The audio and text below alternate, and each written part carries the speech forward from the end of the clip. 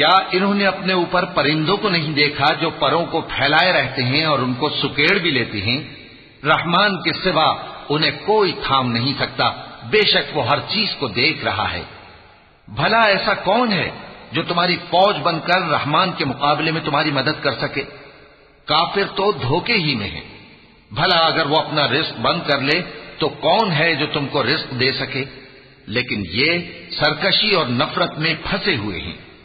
بھلا جو شخص چلتا ہو منہ کے بل اوندھا، وہ زیادہ راہ راست پر ہے یا وہ جو سیدھے رستے پر سیدھا چل رہا ہو؟ کہہ دو وہی تو ہے جس نے تم کو پیدا کیا اور تمہارے کان اور آنکھیں اور دل بنائے، مگر تم کم ہی احسان مانتے ہو۔